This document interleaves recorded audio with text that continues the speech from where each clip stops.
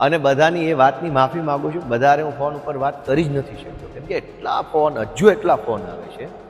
જેને ભૂતકાળમાં ક્યારેય પણ જાણતા કે અજાણતા મારી વાતથી, મારા વર્તનથી, મારા પ્રયત્નો કે મારા નિર્ણયોથી ખોટું લાગ્યું હોય, દુઃખ લાગ્યું હોય, આઘાત લાગ્યો હોય, એ બધાની હું 2 હાથ જોડીને માફી માગું છું. જે કાંઈ કરીશ એમાં ગોપાલ ઇટાલિયાનો ઈરાદો જિંદગીમાં ખરાબ નહીં હોય અને ગોપાલ ઇટાલિયાનો પ્રયત્ન ક્યારેય ઓછો નહીં હોય.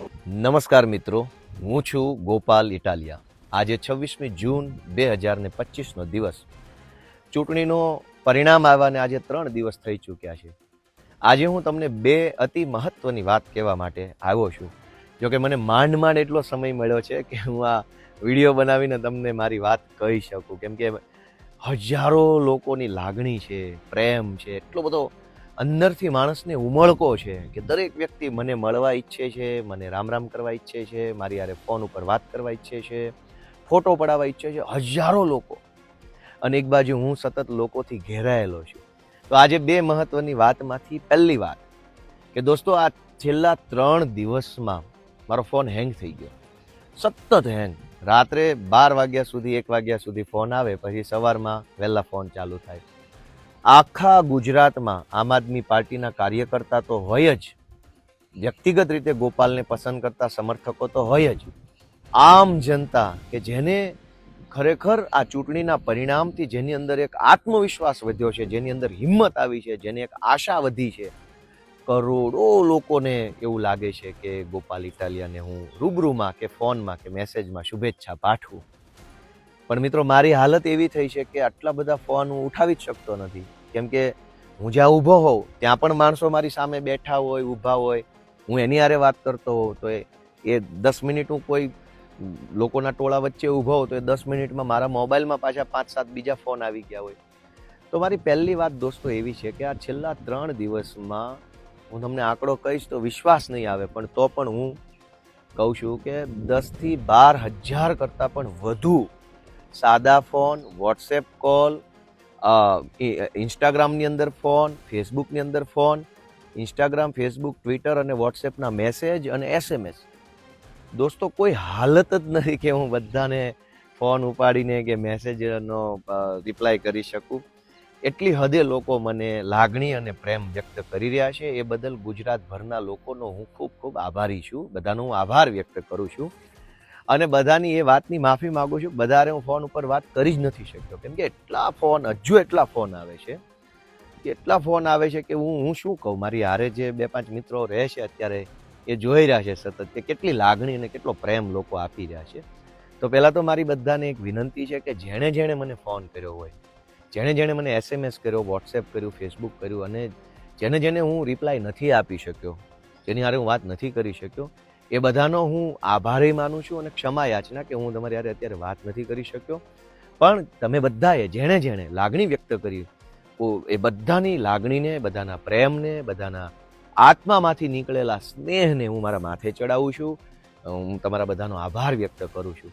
અનેક મિત્રો તો એવા છે કે જેણે 5-5, 10-10 વખત ફોન કર્યા હશે, અને કેમ કે એવું વિચારે કે પહેલી વાર કર્યો કામમાં હશે તો નહીં ઉપાડ્યો, બીજી વાર કર્યો, 5મી વાર કર્યો. પણ મિત્રો, એટલા ફોન આવે છે, 10-12 હજાર ઇન્કમિંગ ફોન વોટ્સએપમાં અને નોર્મલ મેસેજમાં 3-4 દિવસમાં. તો એ શક્ય નથી કે બધાને યારે હું અત્યારે ચર્ચા કરી શકું, બધાને હું આભાર વ્યક્ત કરી શકું. એટલે હું આ જાહેર આભાર વ્યક્ત કરું છું. મારાથી તમારી યારે વાત ન થઈ હોય તો દરગુજર કરજો. અને બધાને મારી વિનંતી છે કે હવે તમારી લાગણી મારા સુધી પહોંચી ગઈ છે. બસ તમે આશીર્વાદ આપો, અને જ્યારે હું તમારા વિસ્તારમાં, તમારા પંથકમાં, તમારા ગામમાં જ્યારે હું આવું, અથવા મારી પાર્ટીના કાર્યકર્તા હોય એને મળીને તમે આભાર માની લેજો, એને સપોર્ટ આપજો. એ બહુ વધારે ઉપયોગી બનશે અમને બધાને. બીજી મહત્વની બાબત સાથી મિત્રો, કે અત્યાર સુધી સૌથી પહેલાં મારી શરૂઆત એક આંદોલનકારી તરીકે થઈ, ત્યાર પછી એક એક્ટિવિસ્ટ તરીકે, એક સામાજિક કાર્યકર્તા તરીકેનો થોડોક સમય ગયો. ત્યાર પછી હું આમ આદમી પાર્ટીના એક હોદ્દેદાર તરીકેનો સમય ગયો. ત્યાર પછી હું પ્રદેશના મુખ્ય આગેવાન તરીકેનો સમય ગયો. મારા જીવનમાં અનેક તબક્કાઓ આવ્યા, જેમાં હું સરકારી નોકરિયાતથી લઈ પ્રદેશના પ્રમુખ સુધીનો અનેક તબક્કાઓ આવ્યા. મિત્રો, આપણે ત્યાં એવું કહેવાય છે કે જે ઝાડ ઉપર ફળ આવે એ ઝાડ નમી જાય, એ ઝાડ ઝૂકી જાય. આજે હું મારી બીજી જે મહત્વની વાત છે એ કહેવા માગું છું કે ગુજરાતના કરોડો લોકોએ સીધી રીતે કે પરોક્ષ રીતે મને સમર્થન કર્યું છે, પ્રેમ આપ્યો છે, આશીર્વાદ આપ્યો છે. અને વિસાવદર, ભેંસાણ, જુનાગઢ તાલુકાની જનતાએ મત આપી અને મને એક મોટી ભૂમિકા સોંપી છે. એટલે કે હવે મારી જવાબદારી, મારી ભૂમિકા બદલાઈ ચૂકી છે. હવે હું આંદોલનકારી નથી કે હું હવે એક્ટિવિસ્ટ નથી, પણ સમાજનું પ્રતિબિંબ ગણાતો એક ચૂંટાયેલ નેતા છું. તો હવે મારી જવાબદારી વધે છે, તો મારે વિનમ્ર બનવાનું હોય, મારે સંયમી બનવાનું હોય, મારે વધુ સારી રીતે લોકો સાથે મારે ભળીને રહેવાનું હોય. એટલે આજે મને અંદરથી એક વાત સ્ફુરે છે, અંદરથી મને એ વાત આવે છે કે ભૂતકાળમાં મેં જે કાંઈ પણ વાણીથી, વર્તનથી, મારા નિર્ણયોથી કે કોઈ પણ રીતે મેં કાંઈ કર્યું હોય અને એના કારણે કોઈ વ્યક્તિ કે કોઈ વર્ગનું દિલ દુભાયું હોય તો મારે એની માફી માગવી પડે. કેમ કે હવે જનતાએ મને મારી ભૂમિકા મોટી કરી છે, એટલે મારે મારું મન મોટું કરવું પડે, મારા વિચારો મોટા કરવા પડે, મારું વર્તન મોટું કરવું પડે, મારી વાણી પણ એવી વ્યવસ્થિત કરવી પડે. એ મારી જવાબદારી છે. એટલે હવે હું જ્યારે નવી શરૂઆત કરવા જાઉં છું જીવનની, એક આગેવાન તરીકે, ધારાસભ્ય તરીકેની, તો હું ઈચ્છું છું કે હું મોટા મન સાથે, મોટા વિચારો સાથે મોકળા મનથી જાઉં. આપણા ગુજરાતી ભાષાને એક કવિએ બહુ સરસ પંક્તિ લખી છે કે જેટલે ઉન્નત જવું હો માનવી એટલા ઉન્નત વિચારો જોઈએ.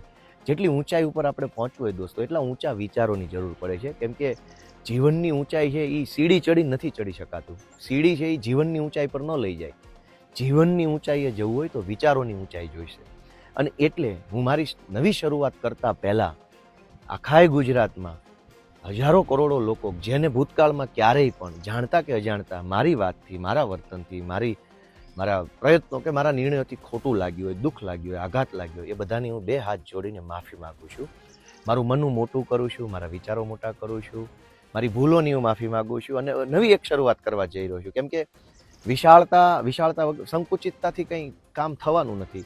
સંકુચિતતા છે એ માણસને પાછળ લઈ જાય છે, વિશાળતા માણસને આગળ લઈ જાય છે.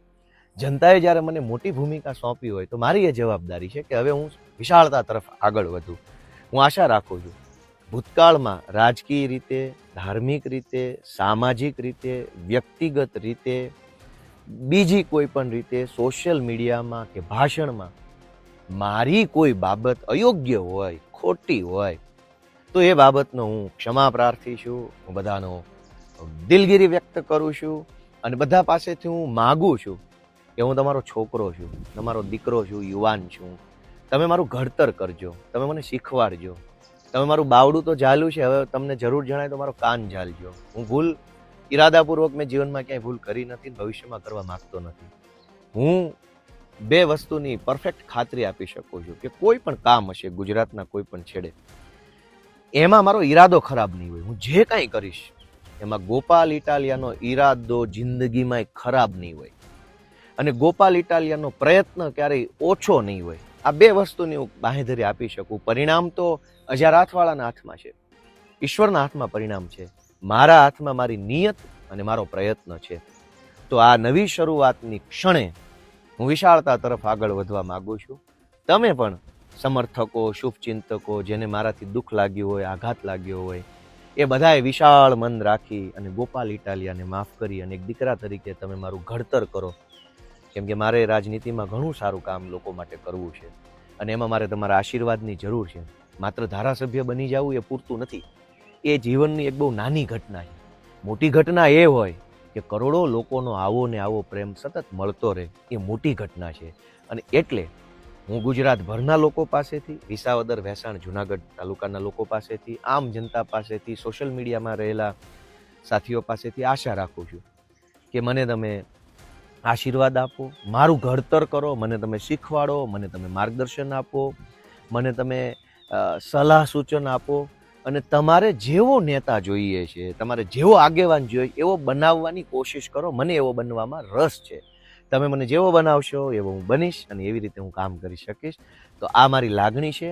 2 વાત ફરીથી રિમાઇન્ડર કરાવી દઉં. પહેલી વાત કે છેલ્લા 3 દિવસમાં 10-12 હજાર કરતાં પણ વધુ ઇનકમિંગ કોલ આવ્યા છે વોટ્સએપમાં, નોર્મલ કોલ. હું એક પણ ફોન, લગભગ અમુક ફોનને બાદ કરતા નથી એમાં હું વાત કરી શક્યો. એ બદલ દિલગીરી અને બધાને વિનંતી કરું છું કે હવે તમારી શુભેચ્છાઓ જે છે એ અમારા સ્થાનિક કાર્યકર્તાને આપો. તમારા આજુબાજુની સોસાયટીમાં, ગામમાં રહેતા આમ આદમી પાર્ટીના કાર્યકર્તાને ફોન કરો અથવા એને રૂબરૂ મળીને શુભેચ્છા આપશો તો એને એક મોટિવેશન મળશે.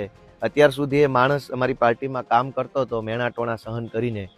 હવે જ્યારે તમે એને શુભેચ્છા આપશો કે તમારી પાર્ટીનો ગોપાલ જીત્યો એની શુભેચ્છા, તો અમારા નાના નાના કાર્યકર્તાનું મનોબળ વધશે. ગોપાલ જીત્યો છે તો ગોપાલ હારે વાત કરવાનું બધાનું મન હોય, એ તો બહુ સહજ વાત છે. પણ એ જીતની અંદર જેણે એક સૈનિક તરીકે ફાળો ભજવ્યો છે, તમારે બધાને મારી વિનંતી છે કે તમે જેટલા ફોન કરો છો એ બધા ફોન અમારા કાર્યકર્તાઓને કરો, એવી મારી લાગણી છે. અને બીજી વાત કે હવે વિશાળતા તરફ આગળ વધું છું. ભૂતકાળની મારી કોઈ પણ નાની મોટી ક્ષતિ હોય, જાણતા કે અજાણતા થયેલી ભૂલ હોય, એની હું માફી ચાહું છું.